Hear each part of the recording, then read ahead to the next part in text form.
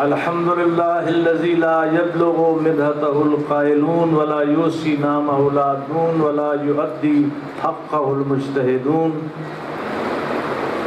الذي لا يدركه بعد الحمم ولا يناله غوث الفتن الذي ليس لصفته حد محدود ولا نعت موجود ولا وقت معدود ولا اجل ممدود فطر الخلائق بقدرته ونشر الرياح برحمته والصلاة والسلام على اشرف الانبیاء والمرسلین سیدنا ونبینا وطبیب نفوسنا وحبیب قلوبنا ابو القاسم محمد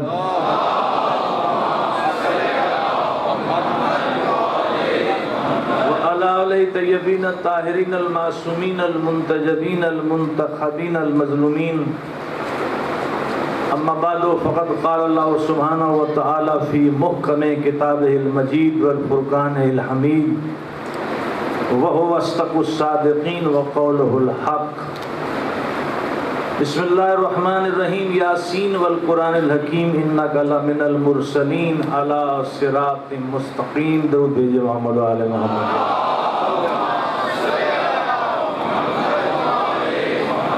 ایک مرتبہ پھر بلند تر درود بھیجئے محمد علیہ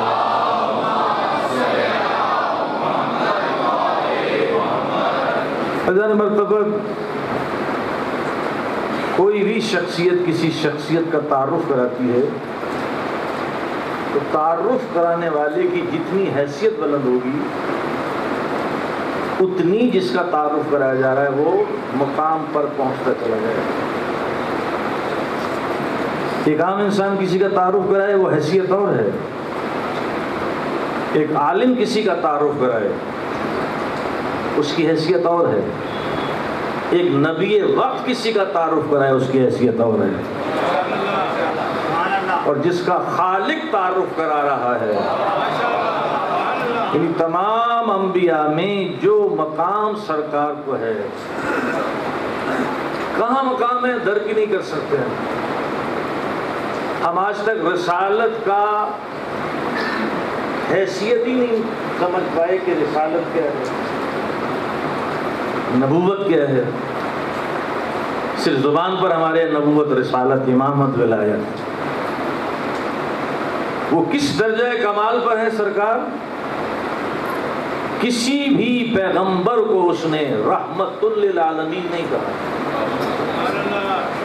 رحمت ہے، ہر پیغمبر کا وجود رحمت ہے، لیکن صرف اس دائرے میں جہاں تک کہ نبی ہیں۔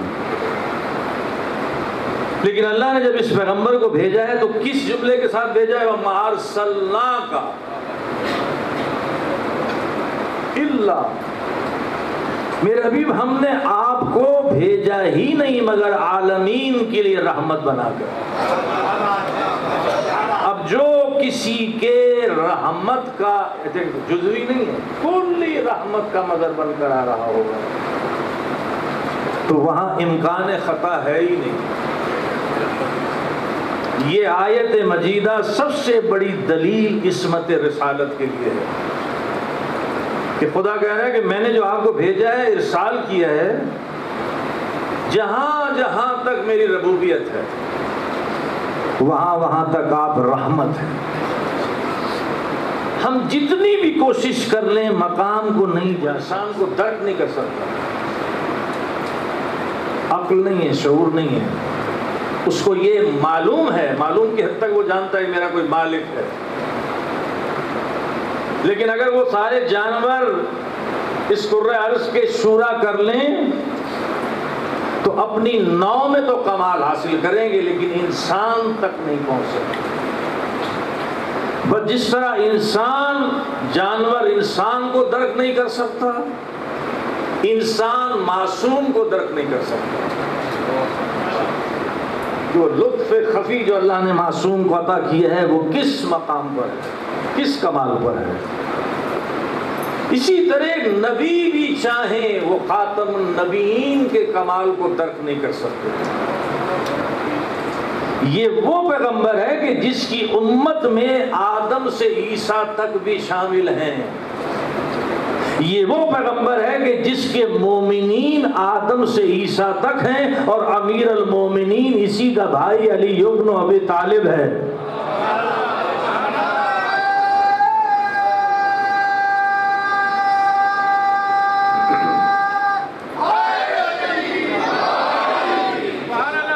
تو ہم درک نہیں کر سکتے رسول۔ اب دیکھیں سورہ قدر آپ دیکھیں، آغاز کلام کہاں سے ہو رہا ہے؟ اِنَّا أَنزَلْنَاهُ فِي لَيْلَةِ الْقَدْرِ، ہم نے اس قرآن کو شب قدر میں نازل کیا۔ وَمَا أَدْرَاكَ مَا لَيْلَةُ الْقَدْرِ، ٹوک لگا دیا اللہ نے کہ تمہیں ادراک ہی نہیں لیلۃ القدر کیا ہے، کیونکہ اس میں قرآن آیا ہے۔ جب اس رات ہی کا ادراک نہیں تو اس کلام کا ادراک کیسے ہوگا؟ پھر اس سینے کا قلب کا ادراک کیسے ہوگا جو ظرف بنا ہے قرآن کے لیے؟ جبریل آئے تھے، سینہ چاک کیا تھا، نعوذ باللہ من ذالک۔ قبلہ محترم، سینہ چاک کر کے خون نکالا جا سکتا ہے، رگو ریشہ نکالی جا سکتی ہے، طہارت نہیں بھری جا سکتی، رسالت نہیں رکھی جا سکتی، نبوت نہیں رکھی جا سکتی۔ آپ نے اچھا خاصا آپریشن تو کرایا، لیکن یہ بھول گئے کہ اس قلب پر آ کیا رہا ہے۔ وہ تختی کی صورت میں آ رہا ہے یا نور کی صورت میں آ رہا ہے؟ ایک درود بھیجیے گا بلند آواز سے۔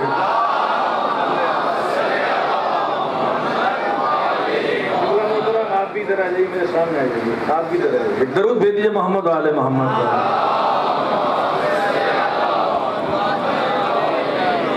رات کا ادراک نہیں ہے، اس رات میں قرآن نازل ہوا ہے، اور قرآن تختی کی صورت میں تو نہیں آیا نا۔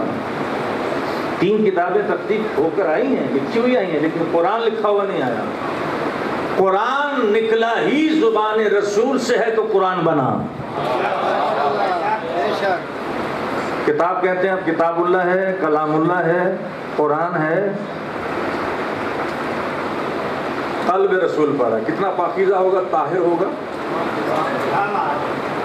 ایک آیت یہ ہے جو دلیل عصمت رسول بن رہی ہے، یعنی یہ نہیں ہے کہ یہ رسول بنے ہیں تو معصوم ہو گئے، نہیں، معصوم تھے تو رسالت ملی ہے،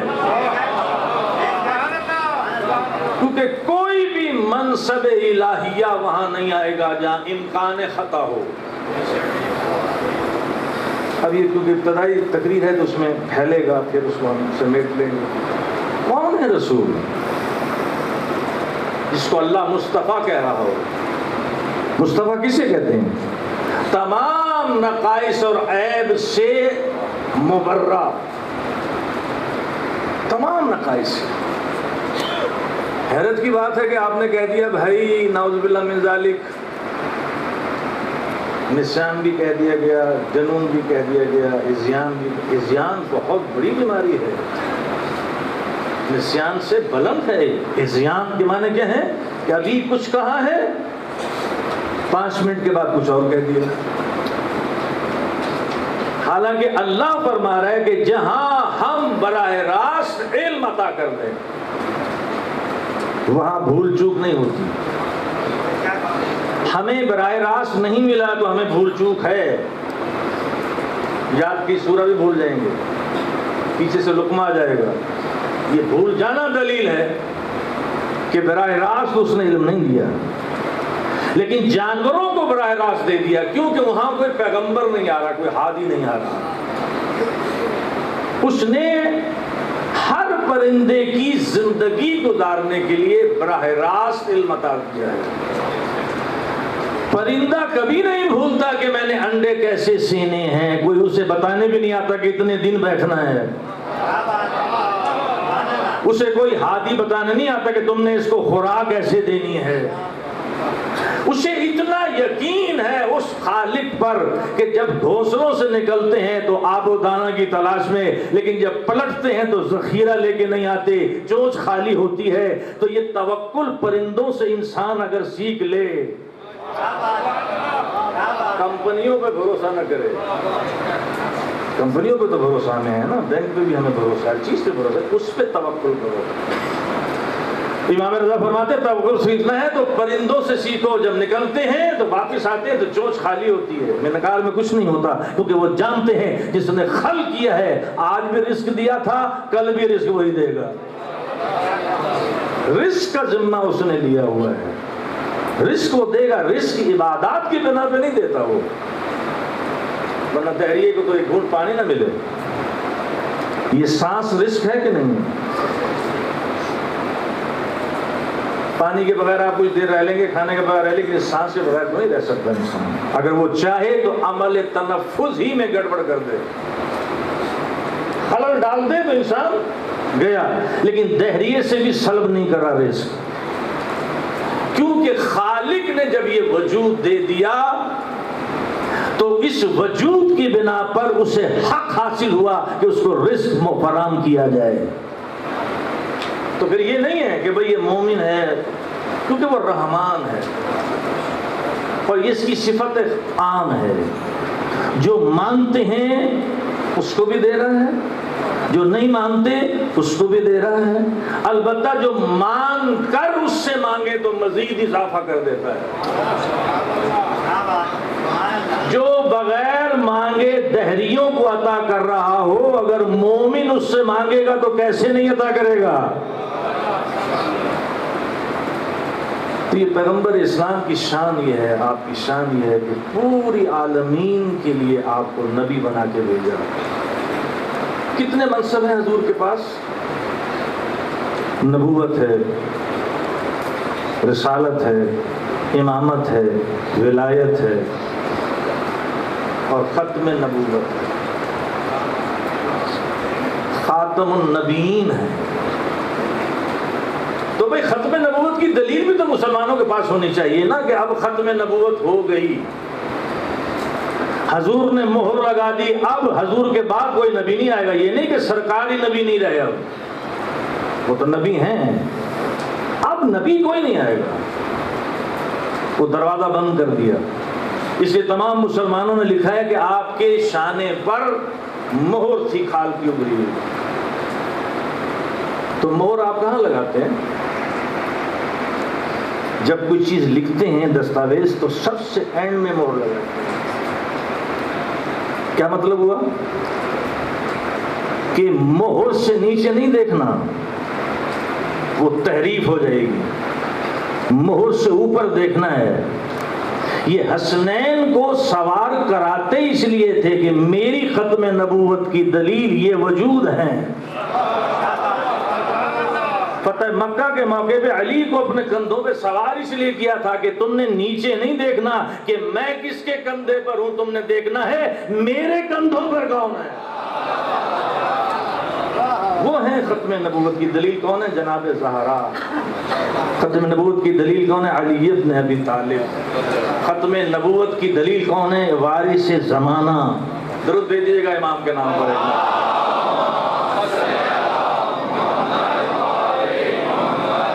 وہ نقطہ کمال پر ہے خدا کی ذات، اور جب بھیجا ہے اس کو تو کمال ہی کمال دے کر بھیجا ہے۔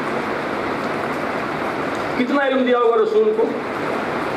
اب نظام تو نہیں ہمارے پاس کہ تولا کسی نے علم، اس بحث میں نہ پڑھیے، لیکن اتنا دیا ہے جتنا عالمین کو ضرورت ہے، جتنی عالمین کو ضرورت تھی تو اتنا تو علم دیا نا۔ قرآن میں کتنا علم ہے، تو رسول کا سینہ حقیقت قرآن ہے، حقیقت علم الہی ہے۔ رسول کا سینہ ہمارے جیسا ہڈیوں کا ڈھانچہ نہیں ہے، رسول کا سینہ ہے حقیقت قرآن، جہاں اللہ نے اس مظروف کو رکھا ہے، وہ ظرف کون ہے؟ سینہ رسول۔ اب جو اس سینے پر لیٹ جائے تو مان لیجئے گا جیسی طہارت قرآن اور نبی کی ہے ویسی طہارت لیٹنے والے کی ہے۔ قبلہ رسول کی پشت پر کوئی نبی قدم رکھ دے تو سلب ہو جائے گی نبوت۔ امتی کی تو ضرورت ہی کہاں ہے؟ امتی کا تو پیر رسول کے سائے پہ نہیں پڑنے دیا، اس لیے سایہ ہی نہیں دیا۔ سارے مسلمانوں نے لکھا ہے نا بھائی کہ سایہ بادل ایک اوپر ہوتا تھا، اس پہ چھوڑیے بادل تھا کہ نہیں، سایہ نہیں تھا۔ اور سایہ اس لیے نہیں تھا جو خود کسی کا سایہ بن کر آیا ہو، کیونکہ یہ شبیہ ہے. سایہ کیا ہے؟ شبیہ ہے. آپ دیکھتے ہیں کہ بعض اوقات یہ آپ سے آگے ہوتا ہے، کبھی بغل میں ہوتا ہے، کبھی پیچھے ہوتا ہے. پیغمبر عام چال چلتے تھے. یہ تاریخوں میں جو واقعہ ہیں کہ حضور جب چلتے تھے تو نگاہیں جھکا کے چلتے تھے، چہروں پہ نگاہیں نہیں ڈالتے تھے، کیونکہ جو نگاہیں جھکا کے چلے گا وہ ٹھوکر کبھی نہیں کھائے گا، اور خصوصاً کردار کی ٹھوکر. ہمیں سبق دیا رسول نے کہ جب چلو بازار سے نکلو تو تمہاری نگاہیں اچاٹ نہ ہو، انہیں قابو میں رکھنا. صرف عورت ہی کے لیے پردہ نہیں ہے، مرد کے لیے بھی پردہ ہے کہ اپنی نگاہوں کو جھکاؤ. لیکن اصحاب تیز تیز چلتے تھے رسول کے پیچھے. جب رسول عام چال چل رہے تو بھائی انہیں بھاگنے کی ضرورت کیا تھی؟ تو انہوں نے کہا کہ زمین سمٹتی تھی رسول کے قدموں میں، کیونکہ زمین جانتی ہے کہ کون آ رہا ہے. تو سایہ نہیں دیا کہ بھئی کہیں بغل میں کوئی جا رہا ہو قدم پڑ جائے، پیچھے نہیں دیا کوئی صحابی ہو. اب آپ کو پتہ چل گیا اصحاب میں اور آل میں ایک فرق ہے. جس کا قدم سائے رسول پہ رک جائے وہ ہے صحابی، اور جس کے قدم دوش نبوت پہ آ جائیں. اسی لیے حضرت امام جعفر صادق صلوات اللہ علیہ سے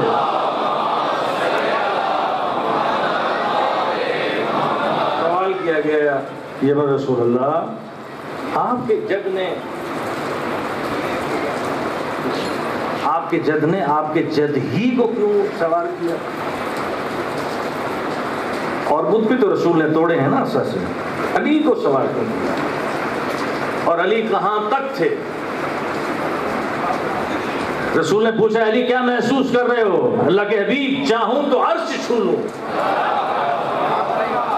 یعنی یہ دوش نبوت ہے. آپ معراج پہ حیران ہو جاتے ہیں کہ یہ معراج پہ کیسے چلے گئے تھے.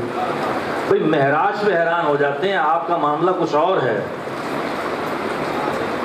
معراج پہ جانا تعجب کی بات نہیں ہے. تعجب یہ ہے کہ وہاں کا رہنے والا مکے میں رہ کر ایسا کامل انسان بن کے رہا کہ آج تک ہم دھوکہ کھا گئے کہ ہمارا جیسا ہے. یہاں رہنا رسول کا کمال ہے. ان آلودگیوں میں، ان گندگیوں میں، ان برائیوں میں رہ کر مصطفیٰ رہا. اور 40 سال تک ٹھہرائے رکھا اللہ نے کہ 40 سال میں انسان پختہ ہو جاتا ہے، جو عادات ہوں گی پختہ ہو جائیں گی. مشاہدات تجربات سے آپ دیکھ لیں گے 40 سال پوری زندگی اس کی گزری ہے ہمارے محلے میں. کس نے کہا تھا صادق اور امین؟ کافر زبانوں نے کہا. جب اللہ نے منوا لیا کہ یہ صادق بھی ہے اور امین بھی ہے اور ان دونوں ٹائٹل میں پوری زندگی ہے، جب سب سے منوا لیا کہ یہ صادق بھی ہے امین بھی ہے، اس کے بعد رسالہ دیا. ایک تو وجہ یہ ہو گئی کہ تم آنکھوں سے دیکھ لو، ایک عیب تلاش نہیں کر سکتے تم، ایک نقص تلاش نہیں کر سکتے تم. اس لیے کہ اب جب یہ رسالے کا اعلان کرے تو کوئی ایسا گواہ ہونا چاہیے کہ ادھر یہ دعویٰ کرے اور وہ گواہی دے. ایک گواہ کے انتظار میں رسول کو رکھا. اس لیے اللہ کہہ رہا ہے میں لوگوں کی گواہی پہ تجھے نبوت نہیں دے رہا. مسلمان کہیں محمد رسول اللہ محمد رسول اللہ تو نبی ہو جائے گا. نہیں، میں تیرا گواہ ہوں. قل کفا باللہ شہیدا بینی و بینکم، میرے نبی سے کہیے میرے اور تمہارے درمیان اللہ گواہ کافی ہے. اب جس کو اللہ کہہ دے کہ میں کافی ہوں اسے اور کفایت کی ضرورت ہے. چھوٹے چھوٹے سٹیکر آپ نے دیکھیں گے اللہ کافی ہے. اس کا مطلب کیا ہے؟ اللہ کافی، اللہ تو ہے ہی کافی. کیا آپ اللہ کو مخلوق کے مقابلے میں لا رہے ہیں؟ یہ تو سوچ ہے انسان کی. اللہ تو اس نقطۂ کمال میں اس کے تقابل میں تو کوئی آ ہی نہیں سکتا. سرکار مصطفیٰ جہاں مناجات میں کہہ رہا ہوں بالا میں اس طرح سے تیری معرفت کا حق ادا نہیں کر سکتا جس طرح تو نقطۂ کمال پر ہے۔ یہ کون کہہ رہا ہے؟ رسول، جس کا تعارف کرا رہا ہے اللہ، اسی رسول کو مخاطب ہو کر سورہ توحید میں قل هو اللہ احد، جہاں یہ پوری توحید کی جامع سورہ ہے، وہاں رسول کی شان بھی ہے اس میں، کیونکہ اس کو کہا جاتا ہے جو کما حق ہو، پہچانتا ہو۔ میرے حبیب آپ کا یہ کہ اللہ احد ہے، اس کا مطلب ہے کہ معرفت کی اس بلندی پہ ہے رسول کہ میرے حبیب آپ توحید شناسی کرائیے، آپ کہیے وہ اللہ احد ہے۔ اللہ الصمد کسی کا محتاج نہیں ہے، نہ کسی کا بیٹا ہے، نہ کسی کا باپ ہے، شجرے ہی کی نفی ہو گئی۔ اللہ کا کوئی شجرہ نہیں ہے۔ یہودی آئے تھے نا، اب آپ کے اللہ کا شجرہ کیا ہے؟ کیونکہ ان کے یہاں بتوں کے بھی شجرے تھے۔ فوراً سورہ نازل ہو قل هو اللہ احد، میرے بھی ان سے کہیے اللہ احد ہے۔ واحد بھی نہیں کہا یہاں، کیونکہ واحد میں اور آپ بھی اپنی ذات میں واحد ہے، لیکن اعضاء و جوارح سے مل کر واحد ہیں۔ لیکن احد اسے کہتے ہیں جو جزیات کا محتاج نہ ہو، کسی جز کا محتاج نہ ہو۔ میں احد ہوں، وحدہ لا شریک بھی ہے۔ لیکن یہاں اس نے سورہ اخلاص میں کیا کہا ہے؟ احد، اس نقطۂ یکتائی پر ہے اللہ، نہ اس جیسا کوئی ہو سکتا ہے، نہ اس جیسا کوئی کمال ظاہر کر سکتا ہے، نہ اس جیسے کوئی نمائندگان کو نبی بنا کر بھیج سکتا ہے۔ نبیوں کے آنے کا جو مقصد ہے بنیادی طور پہ وہ یہی ہے، ان کو پہچانو، ان کے ذریعے سے مجھے میری معرفت حاصل کرو۔ تو ہم تو رسول کی معرفت حاصل نہیں کر سکے ابھی تک۔ کچھ لوگ یہاں ٹک گئے، ہمارے جیسا تھا، یہ تو بشر ہے، یہ تو کھاتا بھی ہماری طرح، یہ کافروں نے کہا تھا ہماری طرح کھاتا ہے، ہماری طرح چلتا پھرتا ہے، ہم کیسے مانیں نبی کو؟ اچھا آپ نے بچپن میں طوطے تو پکڑے ہوں گے، پالیں طوطے، تم زبان کیسے سکھاتے ہیں آپ ان کو؟ اب تو اور جدید طریقہ ہے، پہلے کیا ہوتا تھا، شیشہ سامنے رکھ دیتے تھے، پیچھے خود بیٹھ جاتے تھے اور اس کو زبان سکھانا شروع کرتے تھے۔ وہ شیشے میں اپنی شکل دیکھ کر سمجھتا تھا کہ کوئی مجھ جیسا بول رہا ہے، جبکہ وہ تو اپنا ہی عکس دیکھ رہا ہے۔ وہ جو اس کو تعلیم دے رہا ہے اس کی نوع اور ہے، اس کی جنس اور ہے۔ اگر وہ سامنے آ جائے گا تو یہ ہدایت قبول نہیں کرے گا، یہ کچھ سیکھے گا نہیں، یہ چھپ جائے۔ تو جس طرح آپ نے آئینہ تراشا، سکندر اعظم نے کہا نا بھائی کوئی ایسی چیز لے کر آؤ میں اپنا چہرہ دیکھوں اس میں، انہوں نے تراش کے سامنے رکھ دیا، پیچھے کیمیکل لگا دیا۔ اب یہ آئینے کا کمال ہے کہ ہو بہو اس میں آپ چلے جاتے ہیں، آپ بولتے ہیں تو وہ بھی بولتا ہے، کوئی کنیکشن بھی نہیں ہے تار کا۔ جس طرح آپ نے شیشہ تراشا کہ میں اس میں اپنی شبیہ دیکھ لوں، اللہ نے بھی 12 شیشے تراشے، لیکن بس کمال یہ ہے کہ جو نوری حصہ تھا وہ اپنی طرف رکھا اور بشری حصہ عوام کی طرف کر دیا، کیونکہ اس نے ہدایت کا کام دینا ہے، اور ہدایت آپ ہم جنس سے، ہم نوع سے لیں گے۔ اللہ چاہتا تو ایک ملک کو بھیج کر ہمیں ہدایت دے دیتا، لیکن سرکار والا ایک ہی دفعہ ملک دیکھیں گے ہم، پھر دیکھ نہیں پائیں گے۔ تو اس لیے ضروری ہے کہ جو ہادی ہو اسی جنس اور نوع میں۔ حضور الانسان قرآن میں ہیں، بشر ہیں، عبد بھی ہیں، لیکن جس کو آپ بشر سمجھتے ہیں یہ کمال پیغمبر ہے کہ اس گندے ماحول میں رہ کر موسیٰ تہذیب مصر میں گیا ہے، اور اللہ نے وہاں چنا اپنے نبی کو بھیجا جہاں تمام برائیوں کا گڑھ ہے، کوئی ایسی برائی نہیں جو مکے میں نہ ہو۔ اس مکے میں رہ کے 40 سال تک اپنے کردار کو ایک مقام پہ رکھنا، یہ ہے کمال مصطفیٰ۔ 50 برس کی عمر میں کوئی شادی نہیں ہے سوائے خدیجہ کی، ایسے ہی ہے۔ باقی جتنی بھی شادی ہوئی کہاں ہوئی؟ خدیجہ جو ضرورت مصطفیٰ ہے، باقی کوئی بھی ضرورت مصطفیٰ نہیں ہے، بلکہ وہ مصلحت پیغمبر ہے۔ ضرورت اور ہوتی ہے، مصلحت اور ہوتی ہے۔ میری بھی ضرورت ہے، ایک مصلحت ہے، آپ کی بھی ضرورت ہے، مصلحت ہے۔ اگر کوئی آ جائے رحمت للعالمین کے پاس کہ سرکار میری بچی کا رشتہ نہیں ہے، نکاح کر لیجئے، تو تقاضائے رحمت للعالمین ہے کہ امتی کو واپس نہ پھیرے۔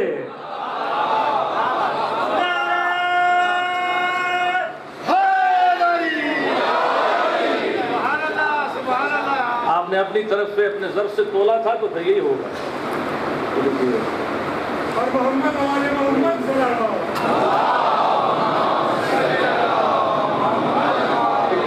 پھر درود دیجیے گا محمد والے۔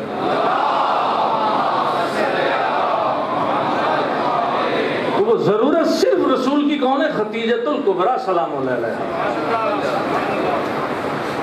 انہیں سے مسلمان اولاد کتنی ساری ہوئی، کس سے ہوئی؟ خدیجہ سے۔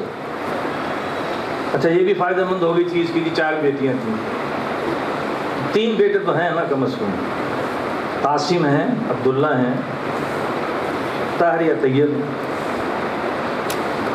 تو 4 بیٹیاں اور 3 کتنے ہو گئے؟ تو کاغذ پر پھیلا لیجئے آپ نے جو سن لکھا ہے شہزادی کا، اگر اس کو آپ لے آئیں گے صفحے پر اور پوری ایج کو لے آئیں گے تو ہو ہی نہیں سکتا کہ اس عمر تک عورت بچہ پیدا کرنے کے قابل ہو۔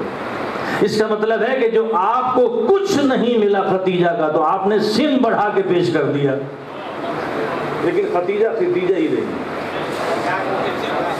خدیجہ خدیجہ ہی رہی، جس کو قرآن نے قصیدہ پڑھ کر کہا ہو وجد عائلن ووجدک عائلن فاغنا، میرے حبیب ہم نے آپ کو تنگ دست پایا تو غنی کر دیا۔ خدیجہ ہے جو رسول کو غنی کرنے کے لیے آئی،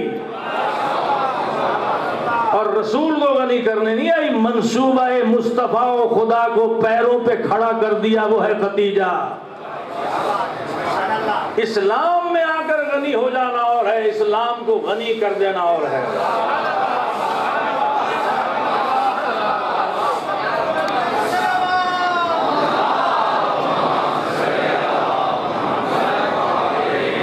ایک مرتبہ پھر درود بھیجیے گا محمد والے۔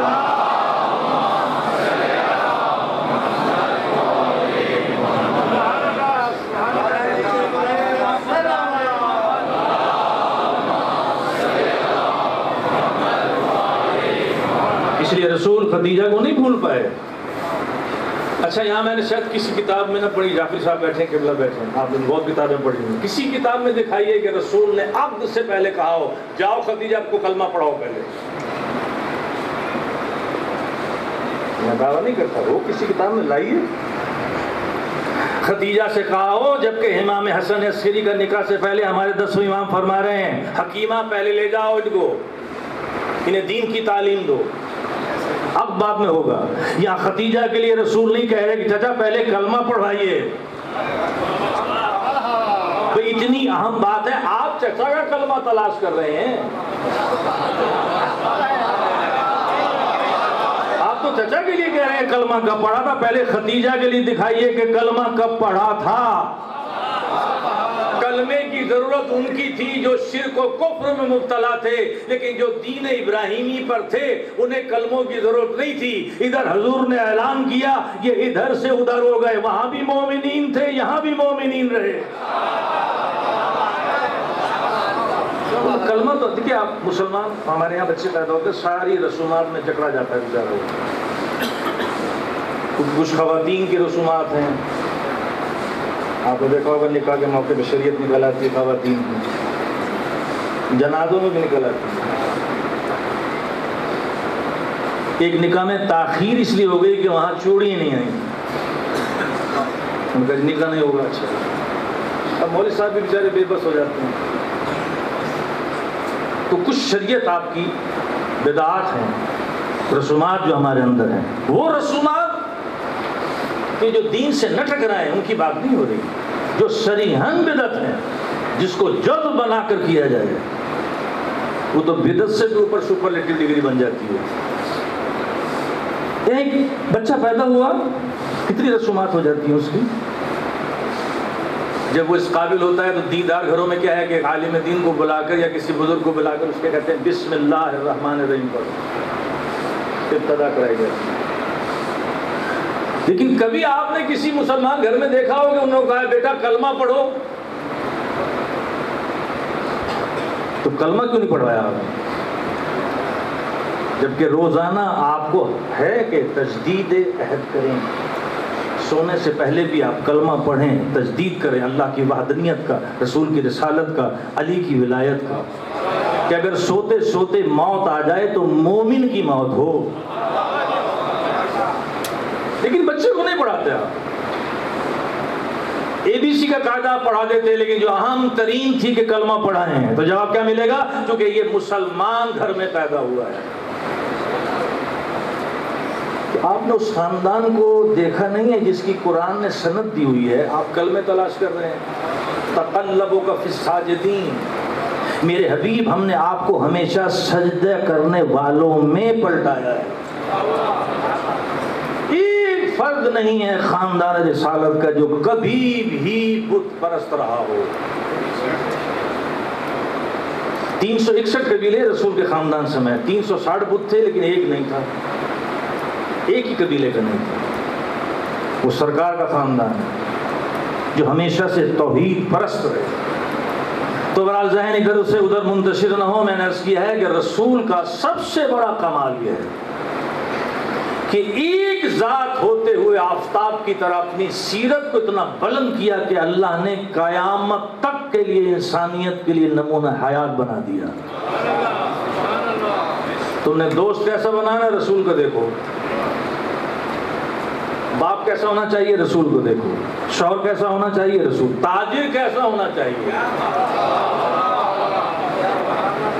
تم نے جب مجمع میں بیٹھنا ہے تو کیسے بیٹھنا چاہیے؟ رسول سے سیکھو۔ رسول ایسے نہیں بٹھاتے تھے مجمع، کیونکہ وہاں بھی بہت سے ایسے حضرات تھے کہ جو چاہتے تھے کہ مجمع چیر کے یہاں جائیں، تو رسول گول دائرہ بناتے تھے، ادھر سے رائٹ سے لیفٹ تک پورا ایک گول دائرہ بناتے تھے، اور کسی کو یہ احساس نہ ہو کہ مجھے رخ نہیں دیا۔ اگر کوئی کہہ یا رسول اللہ، تو آپ نے صرف یہ نہیں کرتے تھے، پورا وجود اس کی طرف دیتے تھے۔ یہ ہے رسول جس کی ہم امت ہیں، نہ غلام نہ امیر، اس کو نہیں دیکھا۔ اگر رسول کی صحبت میں کوئی امیر آ گیا اور غریب آ گیا، مساوات ہے۔ آج کے ماحول نہیں ہے کہ وہ گاڑی سے اترا، یہ سائیکل پہ آیا تو اس کی عزت زیادہ ہے۔ ہو سکتا ہے جو گاڑی سے اترا ہو وہ انسان ہی نہ ہو۔ اگر آپ لوہے سے ناپیں گے انسانیت کو تو لوہے پہ ہی ہے نا، گاڑی کس چیز کی بنی ہوئی ہے؟ لوہا ہی ہے۔ یہ ہماری نیچر ہے انسان۔ کوئی تعارف کرائے نا یہ فلاں آدمی ہے، تو وہ سر نہیں دیکھتا، ادھر ادھر شکل نہیں دیکھتا، بلکہ وہ سب سے پہلے پیر دیکھتا ہے، جوتا کتنا قیمتی ہے۔ تو انسانیت کو ناپا جا رہا ہے لوہے سے۔ آپ اس امام کے ماننے والے ہیں کہ پیبند لگا رہے ہیں اپنی جوتی میں خود، اور عبداللہ ابن عباس نے کہا کہ مولا جگہ ہی نہیں رہی پیبند کی، تو علی نے رکھ دیا کہ عبداللہ تمہارے نزدیک اس جوتی کی قیمت کتنی ہے؟ مولا قاصر میں نہیں بتا سکتا، فرمایا کائنات کی دولت تل جائے تو یہ اس قیمت نہیں دے سکتے، کیونکہ اس میں علی کا قدم ہے۔ علی تو زینت دیتا ہے نا، علی جہاں بیٹھ جائے اس کو جنت بنا دیتا ہے۔ چمڑوں سے انسان کو نہ ناپو، لوہے سے انسان کو نہ ناپو۔ ہو سکتا ہے جس کا میلا لباس ہو وہ ایک انسان کامل ہو، وہ انسان کامل ہو، وہ ویسے کرنی۔ رسول کی چہرے کی زیارت اس نے نہیں کی، رسول کا دور پایا ہے، اس لیے سب صحابی کہتے ہیں، لیکن معرفت سے چھلکا ہوا سینہ تھا وہ ویسا۔ رسول جس کو کہتے ہو کہ میرا سلام پہنچا دینا، کیوں کہا رسول؟ ہم صرف واہ واہ کر کے سبحان اللہ کہہ کے چلے جاتے ہیں، لیکن غور نہیں کرتے اس چیز پر۔ جو رسول کے ساتھ بیٹھے رہتے تھے وہ پوچھتے تھے کہ ابھی ابھی کیا کہہ رہے تھے؟ وہیں بیٹھے بیٹھے پوچھ رہے ہیں ابھی ابھی کیا کہہ رہے تھے آپ؟ اور وہ کہاں بیٹھا ہوا؟ یمن کے ایک موضع قرن میں۔ ساری تعلیمات رسول پر عمل پیرا ہے، جانتا ہے مستحب کیا ہے، واجب کیا ہے، کس سے میرا سید ناراض ہوگا، کس چیز سے خوش ہوگا۔ ماں بیمار تھی تو مدینے میں زیارت رسول کے لیے آئے، تو حضور اس وقت مدینے میں نہیں تھے، کسی امور رسالت کے لیے باہر گئے ہوئے تھے، تو ایک دم یکایک خیال آیا کہ اگر میں رکوں گا تو ماں بیمار ہے، کہیں میرا سید ناراض نہ ہو جائے کہ تو نے مستحب کے لیے واجب گنوا دیا۔ عام واجبات ادھر ادھر کر دیتے، مستحب پہلے ہو جائے، واجب رہ جائے، کوئی مسئلہ نہیں۔ اس لیے رسول عظمت ہے اویس کی، علی کو پہلی مرتبہ دیکھا اور وہیں شہادت ہو گئی۔ دو لباس جو میں نے پڑھے، دو لباس پہ صرف ایک نامور شخصیت نے حج کی دعوت بھی دی تھی اپنے دور میں، اویس آؤ میں تمہیں حج کراتا ہوں، انہوں نے کہا مجھے تمہاری ضرورت ہی نہیں ہے۔ جب وہ طواف کر رہا تھا تو بغل میں اویس کو بھی دیکھ لیا، کہا تمہارے پاس تو زیادہ راہ ہی نہیں تھا، تم کیسے آ گئے؟ معرفت کی اس بلندی پر ہے ویسے کر دیں، اس بلندی پر ہے کہ دور بیٹھا ہوا اس کے قلب میں چھلکتا ہوا سمندر ہے عرفان رسالت کا۔ اصل ہے تعلیمات رسول پر عمل کر لینا، صرف نعت پڑھ لینا کافی نہیں ہے، قصیدہ پڑھ لینا کافی نہیں ہے۔ میں آپ سے سب سے سوال کروں گا کہ آپ رسول پہ یقین رکھتے ہیں کہ ہمارے رسول تھے؟ سب کہیں گے سارے۔ دلیل کیا ہے آپ کے پاس؟ دلیل بھی تو ہونی چاہیے نا کسی چیز کی۔ اللہ پہ یقین رکھتے ہیں، دلیل ہے ہمارے پاس۔ تم سرکار کی رسالت پہ ایمان رکھتے ہو، علی کی ولایت پہ ایمان رکھتے ہو، دلیل کیا ہے تمہارے پاس؟ 10,000 کی آبادی میں کیسے پہچانے جاؤ گے کہ تم علی کے شیعہ ہو؟ معلوم ہے وہ عمل کی ضرورت ہے، کردار کی ضرورت ہے۔ 10,000 کی آبادی میں یہ تنہا شیعہ ہو پہچانا جائے، اس میں صرف ایک ہی روگ لگایا جائے کہ یہ رافضی ہے،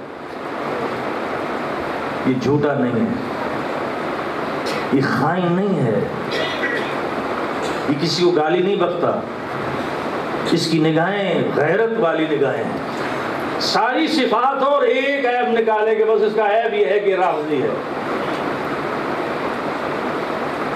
یہ ہے یقین رسالت پہ رکھنا کہ رسول کی سیرت کو اپنانے کا نام ہے شیعہ۔ لوگوں کو غلط فہمی ہے کہ کربلا کے بعد شیعہ پیدا ہوئے، وہ عزادار ہیں، عزادار اور ہے۔ امام زین العابدین سے بڑھ کے عزادار کوئی ہوگا؟ سب سے پہلا عزادار تو وہ ہے، لیکن القاب کیا ہیں آپ کے؟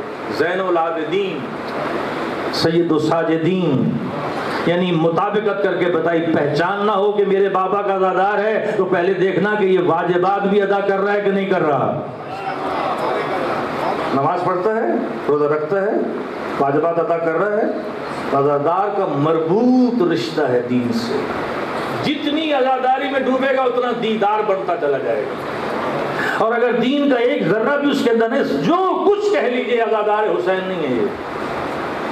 کیونکہ میں ابھی مسائل نہیں پڑھا، شام غریبہ سے بڑھ کے کوئی مصیبت نہیں ہوتی، سب سے بڑی عزادار خود علی کی بیٹی ہے، لیکن مغرب کی وقت اول وقت میں ادا کی، تہجد بھی اس رات کا ادا کی۔ بتایا کہ جتنی حسین سے محبت و عشق بڑھے گا اتنی ہی توحید شناسی آتی چلی جائے گی۔ اللہ نے رسول کو اس مقام پر رکھا ہے کہ ہم تمہیں بنا کر بھیج رہے ہیں عالمین کے رحمت۔ یا ایھا النبیو انا ارسلناک شاہدا ومبشرا ونذیرا وداعیا الی اللہ باذنہ وسراجا منیرا۔ میرے حبیب، ہم نے آپ کو شاہد بنایا، بشیر بنایا، انذار کرنے والا بنایا، اللہ کی طرف بلانے والا بنایا۔ کتنی صفات ہے رسول،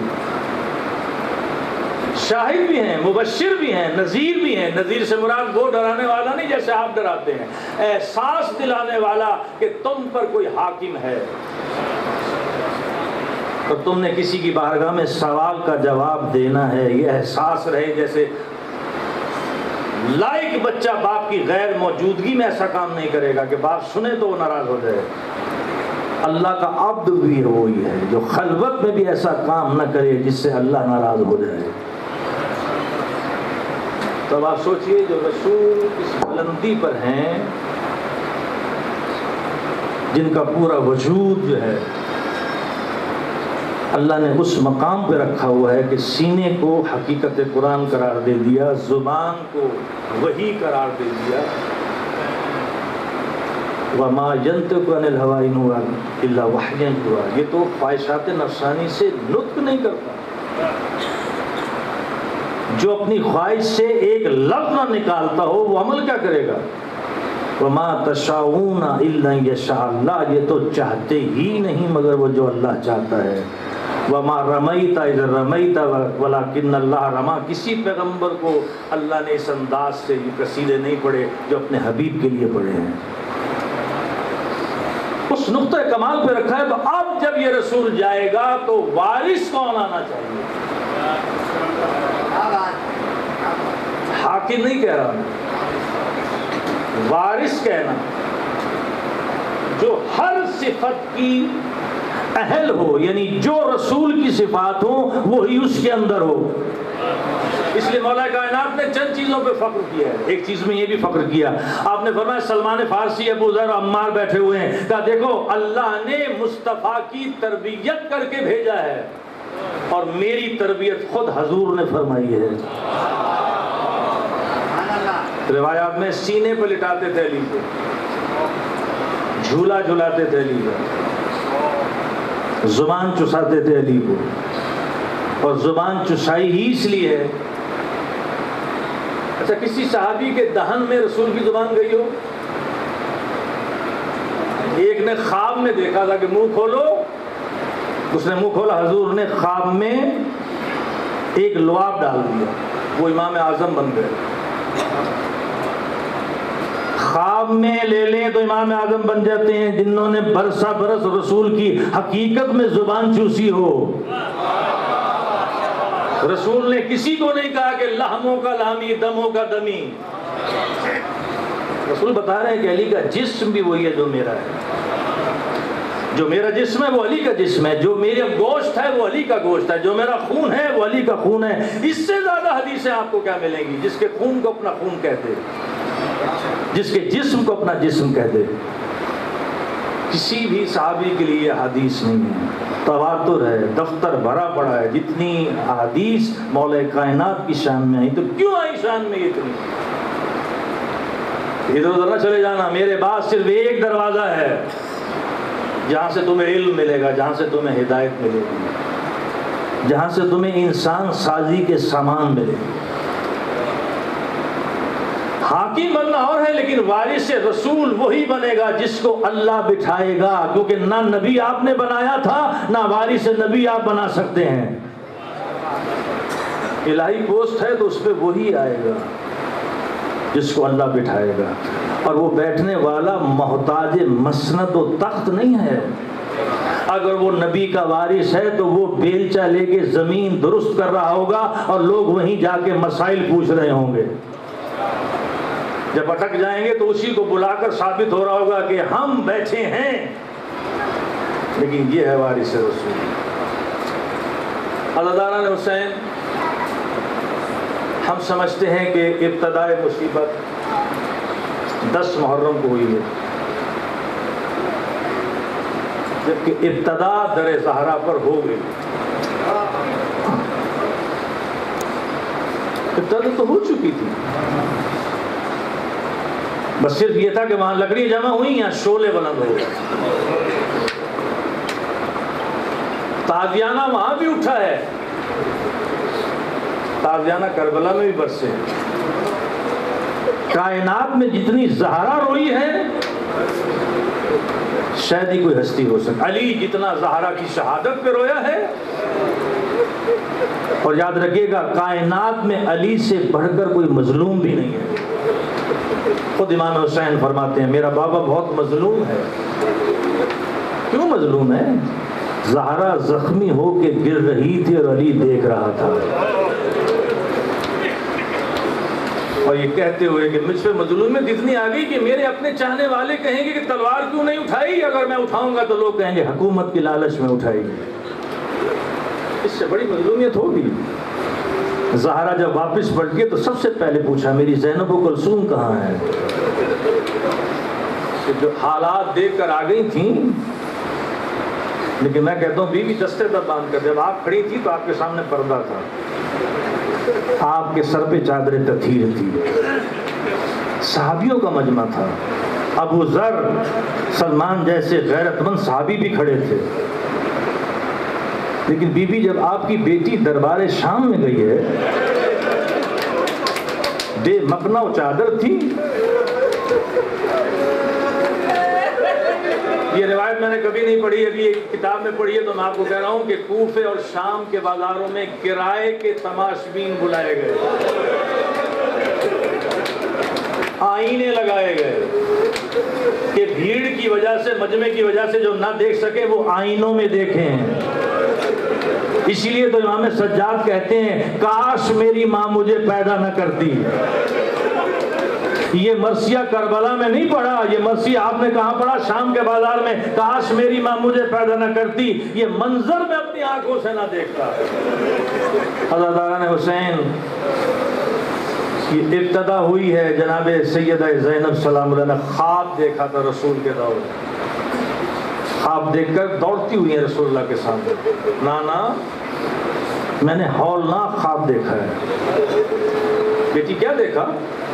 ایک صحرا ہے، اس میں ایک درخت لگا ہوا ہے، آندھیاں چل رہی ہیں، زلزلہ ہے، زمین لرز رہی ہے، میں نے گھبرا کے دونوں بائیں درخت میں ڈال دی، نانا ایک تیز جھونکا آیا آندھی کا، وہ درخت جڑ سے نکل کر زمین پہ گر پڑا، نانا میں نے ایک شاخ تھامی وہ بھی ٹوٹ گئی، دوسری تھامی وہ بھی ٹوٹ گئی، تیسری تھامی وہ بھی، ایک میرا آخری سہارا شاخ تھی، میں نے اس کو تھاما تو شدید جھونکے نے اس کو بھی توڑ دیا۔ نانا اس کے بعد یہ ہوا کہ اس شدید جھونکا آیا، میرے سر سے ردا اتر گئی، اور نانا اس کے بعد کیا ہوا، کبھی میں دائیں جاتی تھی کبھی بائیں جاتی تھی، رسول نے عمامہ اتارا، روئے گریا کیا، فرمایا زینب یہ خواب نہیں ہے، حقیقت آنے والی ہے، وہ صحرا سے مراد زمین کربلا ہے، وہ درخت سے مراد میں ہوں، میرا سایہ اٹھنے والا ہے، وہ پہلی شاخ جو ٹوٹی ہے وہ تمہاری ماں زہرا ہے، پسلیاں ٹوٹیں گی اس کا سایہ اڑ جائے گا، دوسری شاخ تمہارے باب علی ہیں، 19 کو ضرب لگے گی، 21 کو ان کا بھی سہارا اڑ جائے گا، تیسری شاخ تمہارا بھائی حسن ہے، اس کو زہر دیا جائے گا، جنت البقیع میں دفن ہوگا، روضہ رسول پہ میرے ساتھ دفن نہیں ہونے دیا جائے گا، اور یہ تمہارا وہ بھائی ہے، زہر سے بھی قتل ہوگا اور اس کے بعد تیر بھی برسائے جائیں گے، وہ جو آخری تم نے شاخ دیکھی ہے وہ تمہارا بھائی حسین ہے جو 3 دن کا پیاسا مارا جائے گا، اور بیٹی یہ تم نے دیکھا کہ چادر اتر گئی، اسی کا نام ہے شام غریباں، اور بیٹا تم نے دیکھا کبھی دائیں جاتی ہو بائیں جاتی ہو، یہی ہے بازار کوفہ و شام۔ بچپن سے تربیت دی جا رہی ہے کربلا کی، بچپن سے تربیت دی جا رہی ہے کہ تم نے دین کیسے بچانا ہے۔ حضرت حسین صبح کی مجلس میں جو لوگ ہوں گے، میں نے ایک جملہ کہا تھا کہ انبیاء علیہ السلام کے پیمانے لبریز ہو گئے، ایوب کا پیمانہ لبریز ہو گیا، لیکن حسین کے کہیں بھی جملہ ایسا نہیں ملتا، بلکہ یہ ہے کہ جس لاش کو اٹھانے جاتے تھے پہلے سجدہ شکر کرتے تھے۔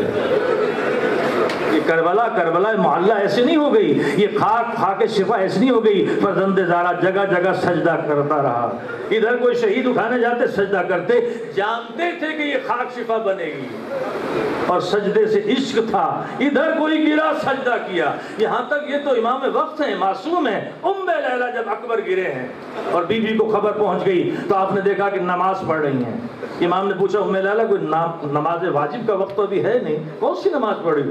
فرزند زہرا شکر کی نماز پڑھ رہی ہیں، شکریہ ادا کر رہی ہیں، اللہ تو نے میرا ہدیہ قبول کر لیا، میدان حشر میں زہرا کے سامنے سرخرو ہوں گی۔ حضرت حسین یہ ہیں کربلا کی مائیں، کہیں بھی امام نے شکوہ نہیں کیا کہ اللہ بس ہو گئی اب تو میرا اکبر بھی گیا، نہیں، سب کچھ ابھی اصغر آغوش میں منقلب ہو گئے ہیں اور امام سر سجدے میں رکھ کے کہہ رہے رضن بقضائے ہی، اے اللہ میں نے سر رکھ دیا، تیری رضا پہ راضی ہوں، تیرے حکم کے سامنے سر تسلیم خم ہے۔ اے امام نے سر رکھا ہے، اٹھایا نہیں، اس لیے امام جب اٹھیں گے حشر میں سجدے ہی سے اٹھیں گے، کیونکہ سر سجدے میں خود رکھا ہے، اٹھایا قاتل نے، اور جیسے اس نے اٹھایا زمین لرز گئی، جیسے اس نے اٹھایا آندھیاں سیاہ چل گئیں، خدا جانے کس طرح سے سر حسین اٹھایا ہوگا۔ عزاداران حسین، ساری مصیبتیں ایک طرف ہیں۔ امام سجاد کہتے ہیں کہ کربلا کی کسی مصیبت میں میرے بابا نے آنکھ بند نہیں کی۔ اکبر جیسے جوان بیٹے کی لاش پر گئے، آنکھیں کھلی تھیں، اکبر کے ہاتھوں میں رسن بھی نہیں باندھی۔ عباس کے خالی علم اٹھانے کے لیے گئے، آنکھیں کھلی تھیں۔ سب سے بڑی آزمائش اصغر کے تیر لگنا، امام نے وہاں بھی آنکھیں بند نہیں کی، لیکن امام چاروں کہتے ہیں جب بازار شام آیا ہے تو میرے بابا کی آنکھیں بند ہو گئیں، تو میری پھوپھی نے سر اٹھایا، بھیا اب آنکھیں بند نہ کیجئے، جیسے میں آپ کے امتحان کی گواہ بنی ہوں، اب میرا امتحان دیکھیے، کہاں فاطمہ کی بیٹی۔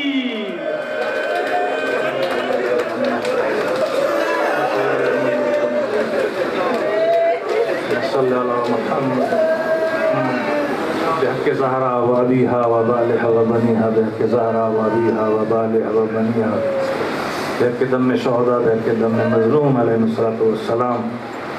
باغلا اس نشست کو اپنی عبادت میں شمار فرما۔ ان مجالس میں جو بھی جس حیثیت سے معاونت کر رہے ہیں، معلوم کے روز رزق میں اللہ فرما۔ جو اس صفحے عزائے امام حسین کو آ کے آباد کرتے ہیں، مولا ان گھر کے گھروں کو آباد و شاد فرما۔ واسطہ محمد و آل محمد کی عظمت کا جتنے بھی مہلک اور موذی امراض ہیں، سب مومن مومنات کو محفوظ فرما۔ واسطہ محمد و آل محمد کی عظمت کا ہمارے نوجوان بچیوں کا مستقبل بعزت و برونق فرما۔ ہمارے امام کے ظہور میں تعجیل فرما۔